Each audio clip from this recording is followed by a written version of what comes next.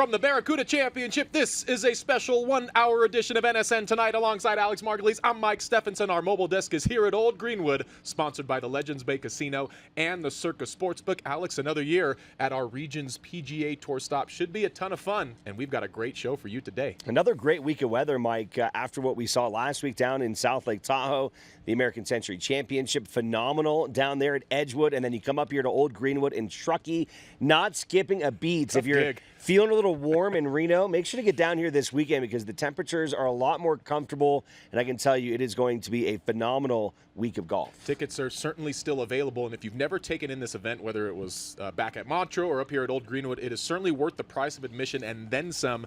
Wide open spaces to walk around, enjoy the beautiful scenery, and then watch some of the best golfers in the world tackle an Old Greenwood course that you can go low on or perhaps go high on, as this, of course, is the PGA Tour's only stop that uses the modified Stableford scoring system, which the old adage is allows you to go a little more aggressive. Yeah, they really want to reward guys going for the high scores on this one. They're really going to reward the eagles. You're going to reward the birdies. You know, getting a bogey is not as big of a deal, so you really want to be able to go for those high scores. And when you're playing at high elevation, it lends itself to that style of play. Great call. But for a lot of these guys, many have never played up here in this tournament, trying to figure out and calculate those different distances, trying to figure out how to deal with the elevation, and playing with the Stableford definitely can be an adjustment. 5 points for an eagle, 2 points for a birdie, and a par is 0 points. So there is an incentive to go for it because a par and a bogey,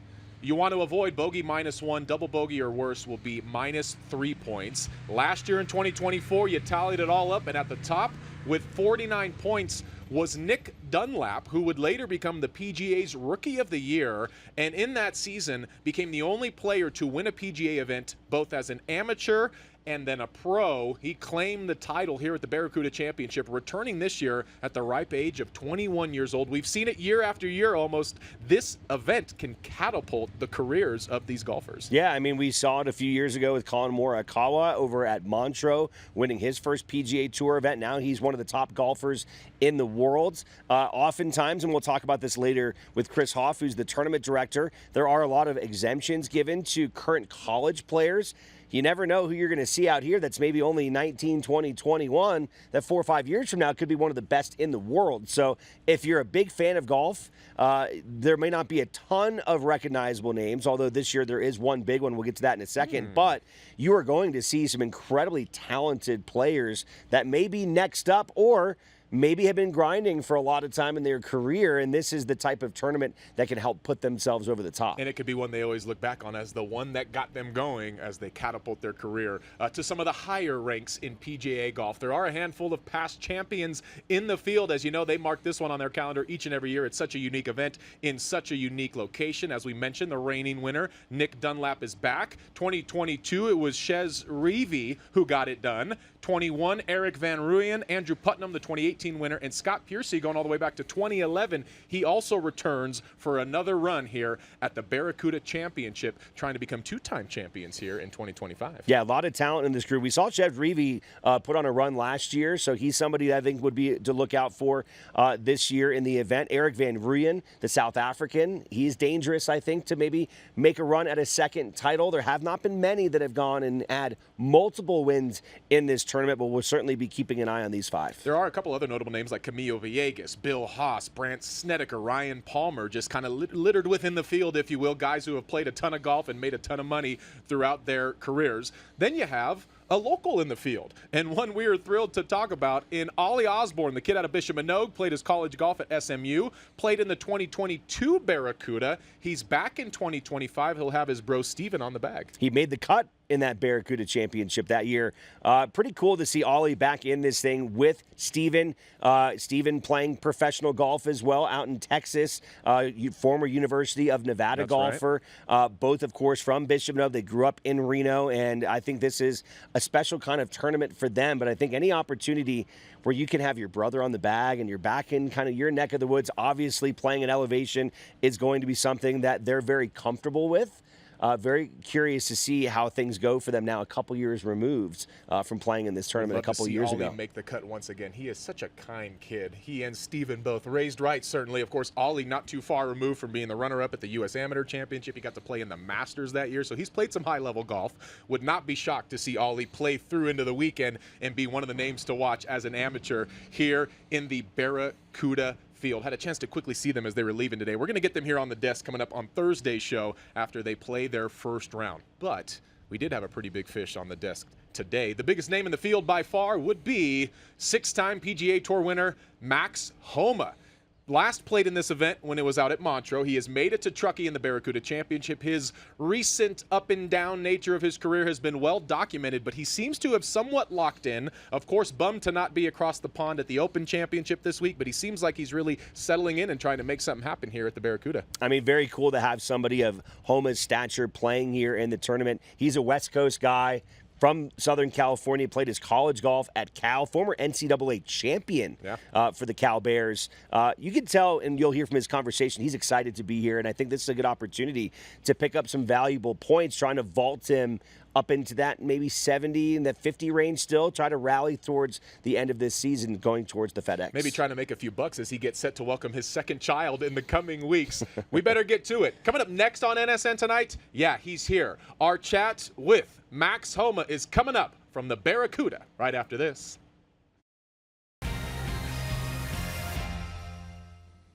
Back here on NSN Tonight from the Barracuda Championship, and so thrilled to be joined by Max Homa. Max, welcome to the Barracuda Championship, and thanks for taking some time. What's it been like so far out at Old Greenwood? Yeah, thanks. It's been good. I've never been up at this golf course before. I've seen it on TV a couple times, but I'd be lying if I said I knew anything about it, except that the ball goes really far, and that is true. So, yeah, just been it's been nice. It's cool to get out. This is I'm from Southern California. We don't have nature quite like this down there, so it's quite nice. It's very pretty. Every morning's been a treat to wake up and get to look at all the trees. That's great to hear for those of us that have this place in our backyard to get that perspective. I did see you post some swings on your Instagram, and you did write, quote, "Ball go far here." So between the elevation and the Stableford scoring system, get your popcorn ready, right? Yeah, this golf course kind of lends itself to, the Stableford system. There's a few, or at least a couple, drivable holes, a bunch of reachable par fives. So I think you'll see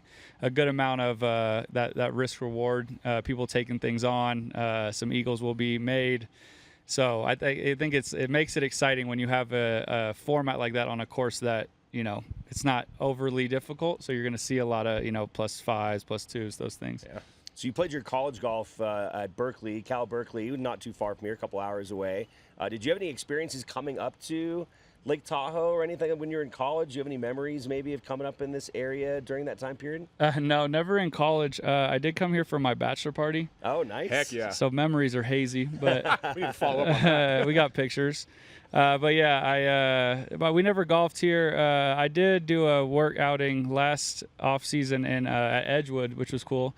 So that was my first time getting to play up here. But no, it's very pretty. I guess last time I played this event, it was at Montreux, so a bit different location, but similar kind of vibe. So it's a very special place in the country that I don't feel like a lot of people get to go to.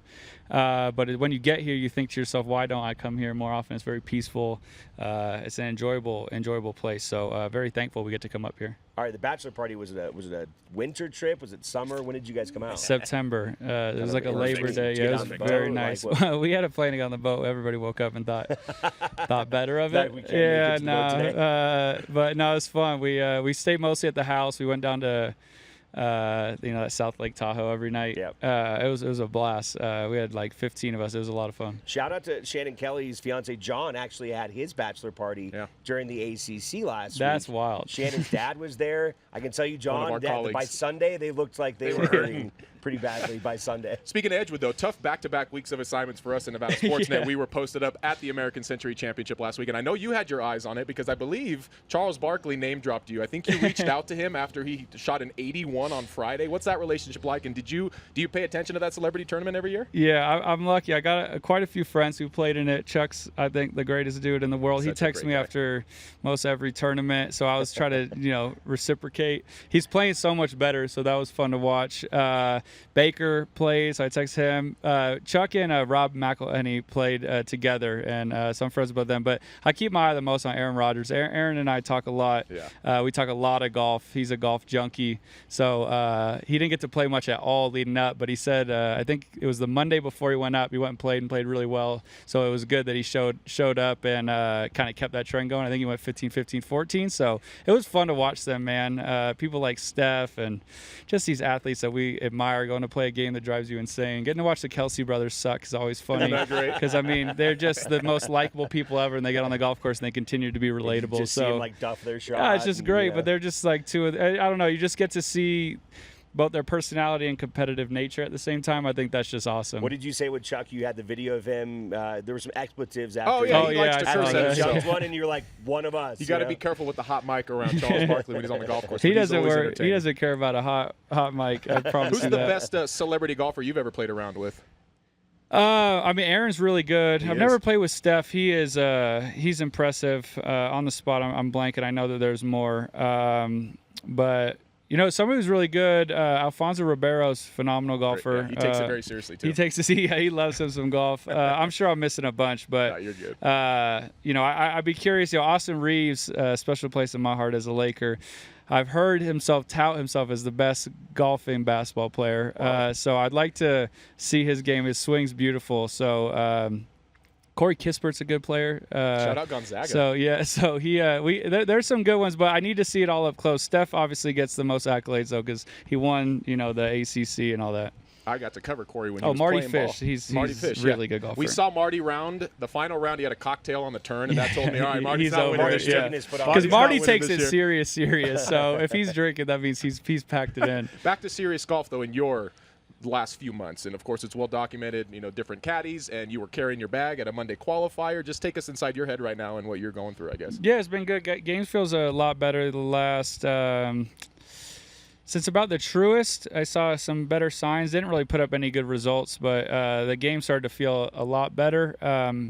It's hard because I'm not at the Open. I didn't get to play the U.S. Open either, so it's hard to kind of compartmentalize improvement without being, I guess, upset I'm not there.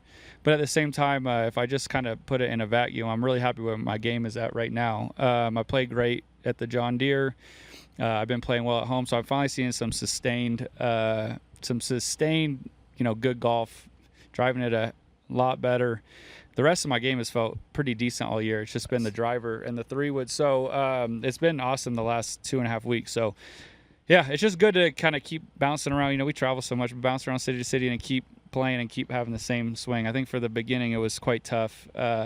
So I see the light, which is good. Dialing in, yeah. Gotcha. When you look at this tournament right now, you're kind of hovering near 100 in the standings. Do you look at this as an opportunity? Okay, this is somewhere where maybe I can get some big points, or you're more just focused on, I just want to go out and play good golf? Like, what's sort of your goal expectation for coming out here to Truckee this week? Yeah, I mean, I'm in that spot. I don't need to finish in the top 100 this year because I have exemptions. I'm focused on the 70 and 50 number. I added this event because, I thought I'd be playing this week anyways. I didn't play last week in Scotland, so I just wanted to get another rep in and get some points. Just try to keep chipping away towards that 70 number to make the playoffs. So hopefully, I would love. My wife's very, very pregnant right now, so I'd really like to win one of the next two, so I could skip an event coming up, just so I could, keep the stress level low in our household. But yeah, I just wanted, I'm playing well. I wanted to just get some points and work my way towards Memphis. Get a dub, and then maybe all right, now we can. Yeah, I got 2 missed calls from her yesterday, and I was freaking out. So you had 2 I of them. can't You see handle. that number too? I can't handle this stress right now. I can relate because my wife is also very pregnant. Okay, what do you good guys for do? you. We would be like the first week of August. Okay, so we're first week of October, so you're really close. close. No, I'm close. You're really close. She's the one telling me to keep playing, so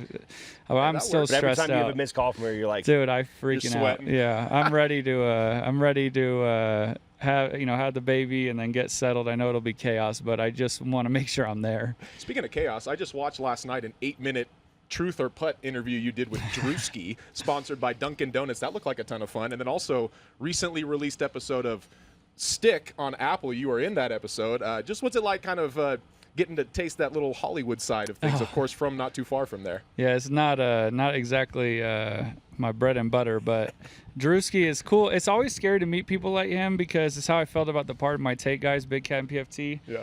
Like, there's such a massive part of my life without knowing it, and you just, it's kind of the definition of never meet your heroes. I think when people meet athletes that they don't end up liking, they get upset, but I get that, but it's a different mindset. Those people are entertainers, and you want them to be cool and normal, and like, I hope he's cool in person. That's what I mean. I hope they like me. I hope they're funny, and Drewski lived up to that. He was awesome to be around, and then, getting to be around Owen Wilson was cool. I mean, we were talking about I'm 34. If you're a 34-year-old dude, like, he's your kind of adolescence. He was like in a peak period of movies. Yeah. Him and Vince Vaughn, man. Yeah. We still quote everything they've done. So that was awesome. That was a real pinch for me. That was, I was texting all my friends like, you'll never believe what I'm doing today.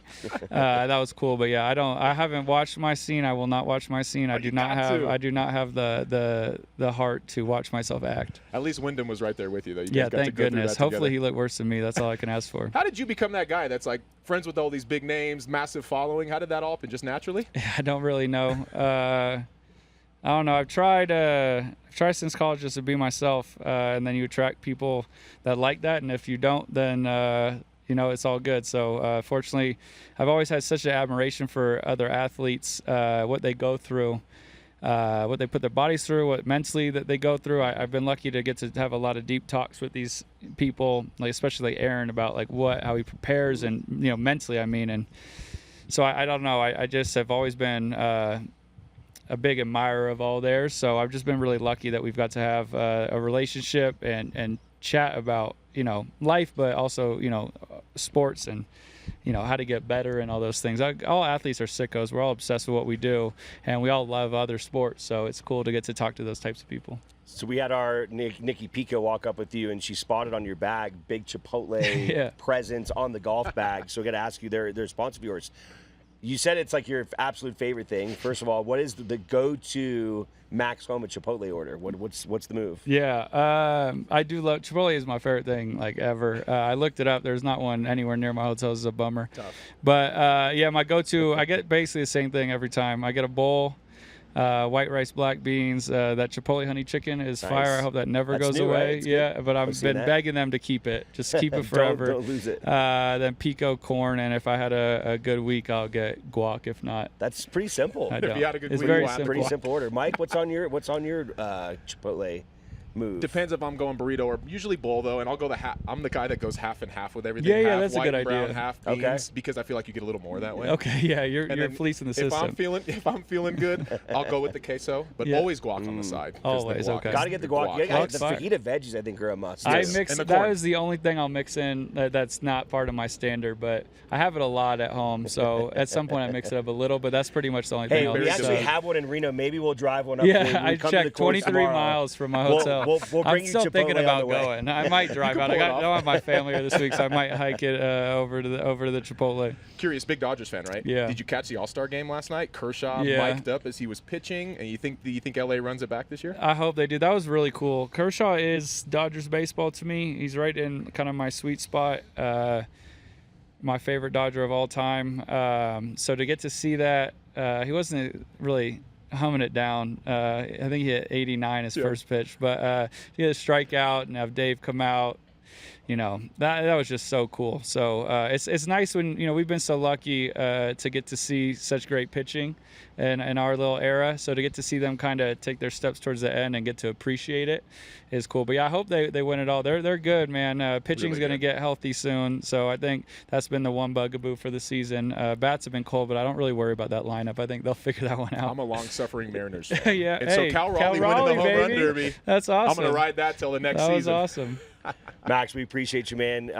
Thank you so much for joining us on the show. Have a great week up here in Truckee. Rooting for you, and maybe we'll squeeze in some Chipotle for you on the See you in drive. that final We're going to be group on driving up Sunday. tomorrow. Sounds Maybe good. we'll just bring it for lunch. Yeah, we got you covered, Max. Thank y'all Thanks very so much. again, Appreciate man. you guys. All right, NSN Tonight rolls on from the CUDA after this.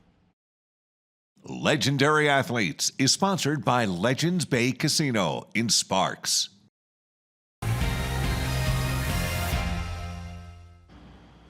Time now for our latest legendary athlete, brought to you by the Legends Bay Casino, and he is a legend in every sense of the word. I recently had the awesome opportunity to stroll through memory lane with the great Chris Ault. All right, I want to jump into some old stories, can we? I'm going to do my best to go chronological. For folks that aren't going to be at the governor's dinner, we're just going to get some little nuggets. So now you're calling me old, huh? Oh, Okay, I got you. I didn't mean to use that word. Distinguished. Oh, God. How about coming from San Bernardino in the early to mid 60s, your first impression of the biggest little city? What do you remember about even how you got here and all that? Well, my mom and dad drove me up for the visit, and Dick Trachok, who was one of my mentors, somebody I love very much, but was the coach then, and we knew nothing about. I'd never been out of California ever, and came up to Reno, Nevada. We loved the surrounding the city. The stadium, was the old stadium, which sat 5,000 on the west side and 2,500, about 2,000 for the students, and it had the beautiful dorms behind it for the players. So I love the atmosphere of the University of Nevada. The way I got up here is my high school coach graduated from Nevada, Joe Lash. And I was going to San Diego State. They were a Division II program back then. And he called me one day. He says, I just want you to look at Nevada. He says, I went up there. He was a California guy. He says, I think you'll like it. And he knew a couple people called Trachok, and boom, we went from there and never left. So really, this whole community and thousands of people have Joe Lash to thank for getting you here, it sounds like. Or throw the arrows at him. But yeah. All right, in that same breath, what's the best memory, highlight of your playing career in Silver and Blue? Well, the one that I'm most excited for involved Dick Trachok. It was when we opened the stadium, the current stadium. Stadium sat 5,000 and then 2,500 with the students on, and that's where we put the team on the east side. And we played Santa Barbara. They were ranked at that time, I want to say, in Division II, 10th in the country. It was the opening game at this stadium, and it was Dick's biggest win. I think we beat him 34-16, something like that. But it was his biggest win of his career. I was a sophomore quarterback, and I've never forgot that, just how happy, excited he was, because Santa Barbara at that time was really a good football team. How cool. R.I.P. to the great Coach Trachok. What do you remember about taking over the reins as head coach and how that came about and what you were feeling when you became the head coach at the University of Nevada? Oh, Mike, it's December 21st, 1975, and I remember when Coach called me. He says, "Okay, we're going with you." I mean, you can't imagine, Mike. I'm 29 years old. I become the youngest head football coach in America, and you're going to coach at your alma mater? You kidding me? I couldn't get up here fast enough. How incredible. Fast forward a handful of years, first Big Sky title. Also, you were the coach of the year in 1983. What do you remember about that season? What I remember about that season, I think it's 39 years since the last championship at the University of Nevada. That's how big that was. And that's also the first year that Eric Beavers took over at quarterback for us, 83, 84, 85, 86. He's the winningest quarterback in the history of the University of Nevada. There's a fun fact for you. Oh, he was legit. Where does the creation of the pistol offense fall in the chronological time, and how did that all happen? Well, when I had retired after the 95 season, okay, I was going to be AD, and we were going from there. And 7 years later, it's amazing, Mike. When I got out in 95, 96, we won a championship. Coach Tisdale, my quarterback, and I'm excited. I'm thinking, God, this is, you gave it to somebody. They're winning a championship. Success continues, yeah. We're going to be good. From 1996 or 97 till 2004, we did not have a winning season at the University of Nevada. In the 18 previous years, we're really good. Pretty much every season was a winning season. Yeah, I mean, it was, so anyway, we had lost the community, we had lost the players. I came back in 2004. We went 5-7, and I said, this can't happen. And my staff went recruiting. They were all gone. Coaches only at that time could only go out one time a year to visit the recruits. Wow. So I had that time, and I said, I'm going to try to come up with something. I didn't know what it was going to be, but I got to change the demeanor of this team. We got to get something, that is us, that is ours. And it was a pistol. And God bless those players and coaches, it became something. How does that first idea come up? half of a shotgun running back behind him. I mean, do you just speaking of throwing darts, or are you just kind of looking at formations? The guy that paid the dues was Jim Master, my backfield coach, because I would grab. And now the running backs coach again. How about that? Yeah, he'll be very good for him. But I'd grab Jim down the locker room. I didn't tell him what I was doing. I said, put the tape there. We're going to. What I wanted to do, Mike, was this. What I thought in the pistol, if we could move the quarterback off the ball and catch it earlier and get the ball to the running back faster, he'd have more room to make a cut instead of being under center like we always were. And we were a very good underneath center. We were a very good football team. You know, led the nation in throwing and all this stuff in spite of the coaching. That's how good we were. So, but we put it down and we put the quarterback at a depth of 4 yards with his toes on 4, running back with his toes on 3, and so that was the same. The running back's depth was the same as it was in our one-back offense that we had. But the idea now, getting the quarterback off the ball, he'd catch it faster, give it to him sooner. The back would have much more he's got time some to make time a and cut. room to work. Yeah. And, you know, Mike, at first it didn't look good. We lost our first game to Washington State. I'll never forget, and I had my offensive line coach come in. He says, Coach, maybe we're walking off the field. He says, maybe we ought to, just use that as a change-up. And I looked him in the eye and I said, we're either going to sink or swim with this thing. We got to give these kids something that's theirs. And it was Jeff Rowe was the quarterback. He was a great quarterback for us. Yeah, and, local product. He turned it for us, and we win the championship. And then now you're seeing the pistol run quite literally around the world. It really is, Mike. It's fun, and I look at it, and I study it and look at it. It's awesome. Oh, congrats on that, sir. I jumped ahead a little bit, but I want to go back to 1991 and that epic comeback against Weber State, down 35 in the second half. Can you still not believe that happened? I still see it. But that's when Chris Vargas, the Magic Man, one of my favorite, he's just a great person. And he came in, and that's right, it's the greatest comeback in college football history, still is. I think it was Illinois, one of those others tied it eventually, but we were the first ones to do it. But it was unbelievable, Mike. And the fun thing about it that I enjoyed, and I tease our crowd about it, that game was so bad, as we came back at halftime. Everybody left, yeah. Oh, yeah. If I could have left, I would have left.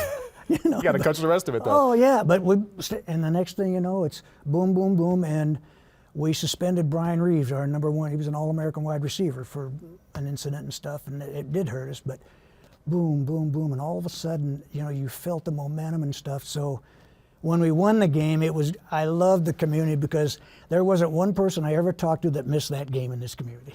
Oh, cool. I believe it. They all stayed till the end, right? Was there a special halftime speech there, or was it like, let's just see if we can get one and see what happens? Mike, I know it would have been something like, we can't be this bad.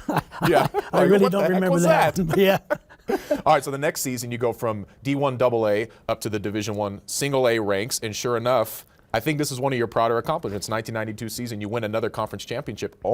First team to ever do that, rise a rank and win a championship. Yeah, and we had to get the stadium up to 30,000, so that was millions of dollars that we had to put in the program to get it there. And the great thing about it, Mike, that you forget, I didn't forget because I was AD then at the time, is you're not only moving your football team to another league or another division, but you're moving it the whole university.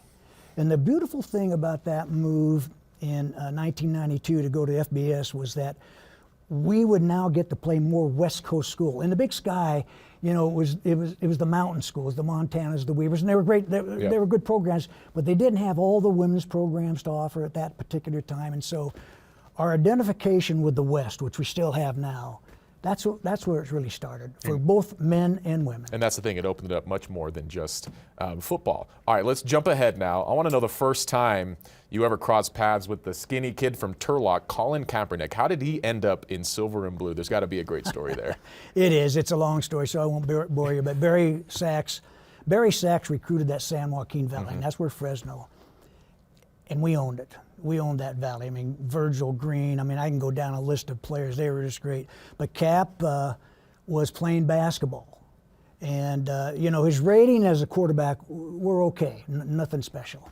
And Barry said, I just want you to come down and watch this kid. He's a lanky kid, coach, and, he's a quarterback. And I said, okay, well, when I come down to visit, we'll go. So we went and I saw him playing basketball. And, he's leading the fast break. He's hitting outside threes. And I said, Barry, you get a hold of him. You tell him he's got a scholarship. And if he can't play quarterback, he's going to go to wide receiver, DB. I mean, a good athlete. You'll find a place for him. Yeah, one where this guy's a good athlete. But I said, he's got to come to my football camp in summer. I want to have him. So he did. We went from there. Can't thank CA enough for coming into the studio. If you want to see that full chat, it is at nevadasportsnet.com. Coming up next, we're back on the Barracuda and chatting with tournament director Chris Hoff. He joins the show out here at Old Greenwood as NSN Tonight rolls on. Back here at Old Greenwood as NSN Tonight from the Barracuda Championship rolls on. Thrilled to be joined by tournament director Chris Hoff. Another year, your small but mighty staff has worked their way up to this big week. Just take us inside it so far. Probably the most common question we get asked is, well, what do you do the rest of the year? And the rest of the year, we work our you-know-what's off to get ready for this week. This is our Super Bowl, and so far, it's off to a great start. Nice. Obviously, the big splash this year is getting Max Homa. What's it been like interacting with him? We just had him on the show, and he was incredible. He's, as everybody saw on the Netflix show, he's very personable. He's down to earth. He's just like a regular guy, and he's like that in person, and we're thrilled to have him. I think he's had a great time so far. He's played the course a couple of times, and it would be great to see his name up there on the leaderboard. I think there's a good chance it happens, huh, Alex? Yeah, I mean, you'd like to think that he'd be able to put some points up here, get to play in the Stableford system. When you look at the entire field, though, I mean, there's a lot of former champions. Eric Van Rooyen back here, Andrew Putnam. You have Ches Reavie back in the fields. You look at some of those guys, and who else are you kind of excited out for fans to see maybe for the first time this year? Yeah, another past champ is a very recent champ. Our last year's winner, Nick Dunlap, is back, and so he's been playing a little bit better lately. So it'd be great to see him up there. A young man that we've gotten to know that we gave an exemption to this year was Michael Lasasso, reigning NCAA champion. Just hits the ball a mile, and it's incredible to see. And he is so nice and just put together, and he's still in college, and so and then we've got local kid with Ollie Osborne. Great to have him back, and be great to see him get out there and put some numbers up for sure. How fun is it to give the opportunity to people like Ollie, or even you go back and, someone like Colin Morikawa, this is the first PGA Tour win that he ever got. That's got to be super gratifying that this tournament oftentimes is either giving guys a chance to extend the life of their PGA Tour career because they're getting a win and now they're getting that card for a few more seasons, or maybe it's the first time they've ever played in a PGA Tour event, or maybe it's the first time they've ever won a PGA Tour event. It's the best and worst part about the job, because we only have about 4 to 6 spots that we can give out, and we probably receive anywhere from 75 to 100 requests. And so, you look at the people that, we didn't give an exemption to, it's just as an impressive list as the ones that we do. But making that phone call or having that conversation is, it's so cool. It is really cool. And to see them come out, when it's their, possibly their first tour event, just eyes wide, taking everything in, going out on the range, hitting balls next to some of the best players in the world, and knowing that you're on that same stage. This is a great reason for folks down in the Reno Sparks, even the Carson area, to come up to Truckee each and every year, enjoy some of the beauty, enjoy some professional golf. What are some of the things you're excited about this year? And for folks that are maybe still on the fence about coming up for one of the rounds, why should they come up? Well, number one, we're probably on average 12 to 14 degrees cooler than down in the valley.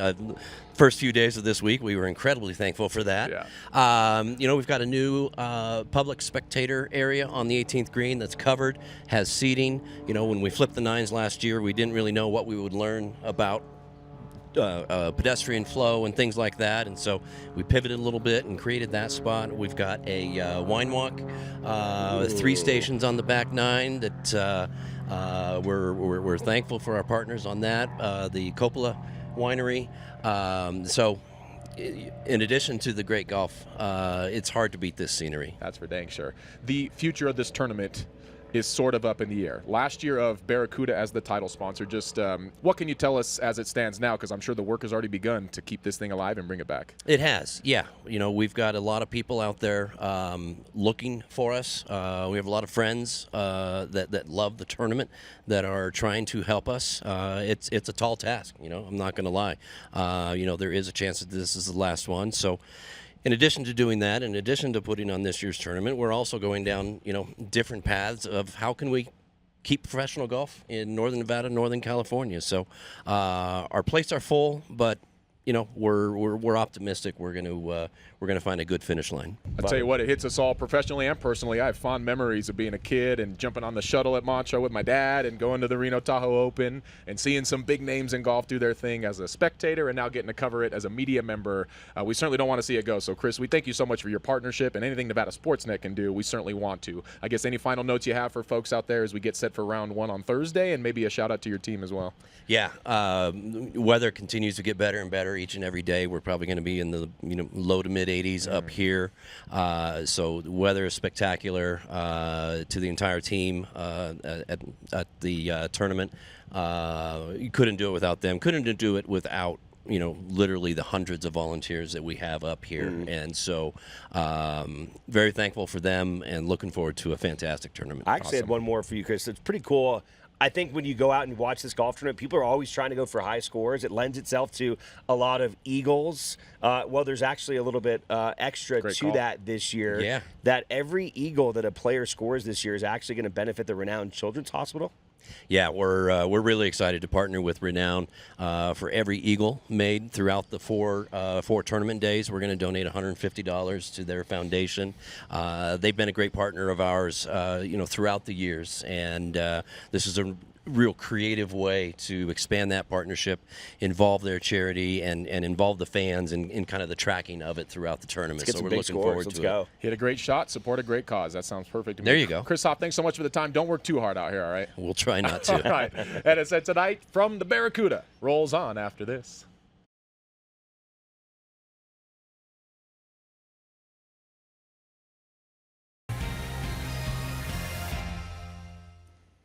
NSN Tonight from the Barracuda Championship rolls on here at Old Greenwood. He's Alex. I'm Mike. Taking time now to head down to Las Vegas, though, where Mountain West Football Media Days kicked off on Wednesday, and we learned the preseason poll. It was just on yesterday's show when Alex and I were sort of trying to predict where we think Nevada might end up throughout the season, not necessarily in the poll, and we agreed like middle of the pack, maybe 4 through 7 range. Sure enough, the votes have been tallied, and for a second straight season, not a ton expected out of the Wolfpack, picked last in the conference. Meanwhile, at the top, 15 straight years now, the Boise State Broncos have been the preseason pick to win the league. It'll be interesting to see how this shapes up in a few months, Alex. Yeah, I think when you look at this poll, not a ton of surprises.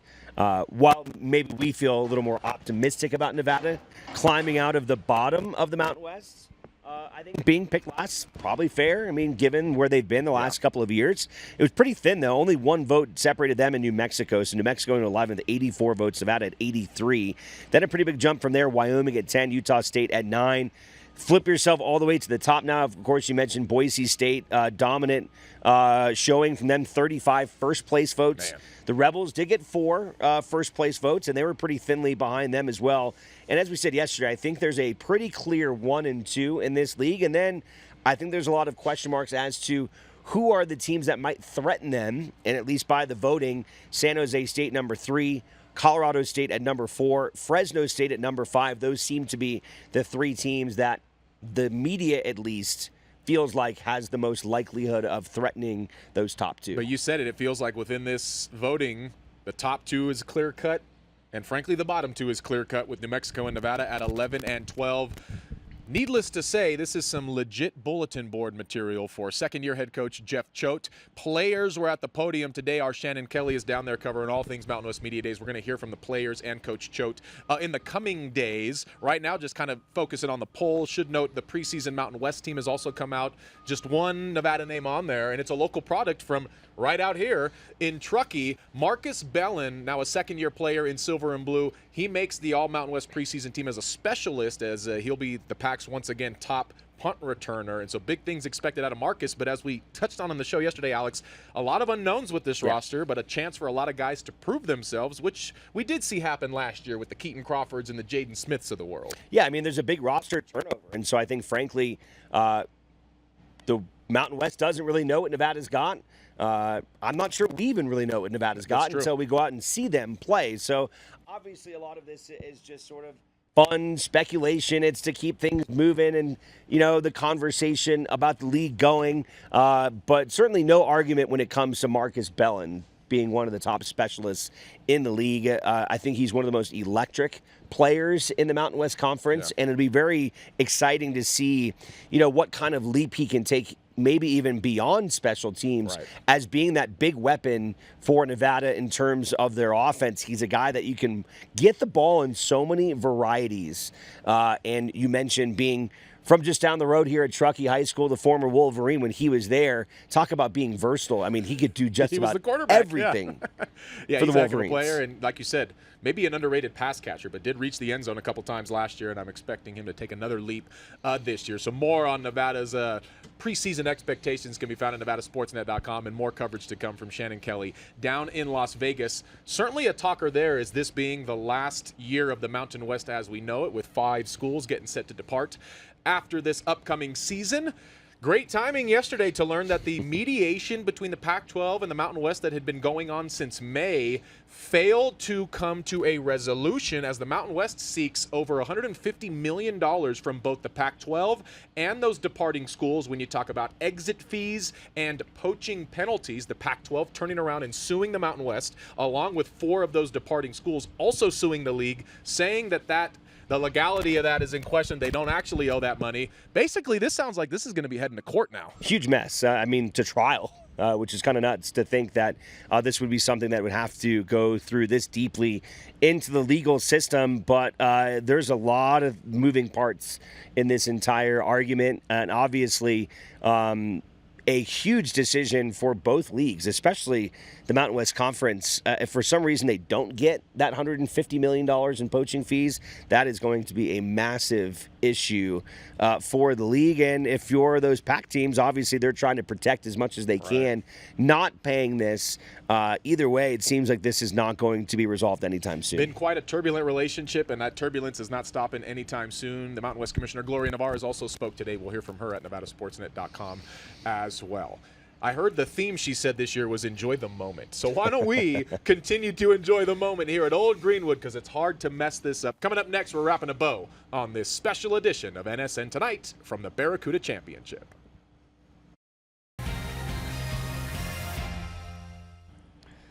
Almost time to say goodbye here on a Wednesday at the Barracuda Championship. We will be back here for Thursday's round 1. How about getting Max Homa on the desk? What Epic. a nice guy. What a guy. Okay, so obviously one of the favorites here. So I'm not going to allow you to pick Max Homa. Who wins this thing? I like Kurt Kitayama. He won the Arnold Palmer last year, and he's actually been playing pretty good golf. 2 top 5 finishes. He's just outside the top 100 in the FedEx Cup standings at 110. So he definitely needs some help here. Went to UNLV, so it'll be interesting to see how the Rebel does up here. Give me Patrick Rogers. Okay. 302 events played. Played a lot in this event. He's made nearly $18 million yet to win an event. He has 4 runner-up finishes, including here at the 2023 He's Barracuda. always in the mix here, yeah. Akshay Bhatia clipped him in a playoff hole. That's right. If you remember, Patrick hit into a divot, and it really burned him on that playoff hole. Good so I pick. think Patrick Rogers gets redemption in 25. It's like the Pavelski pick, right? The ACC. Maybe this is the We're year. going 2 for 2. For Rogers. Shout out to Alex and the entire crew. We're back here tomorrow at the Barracuda.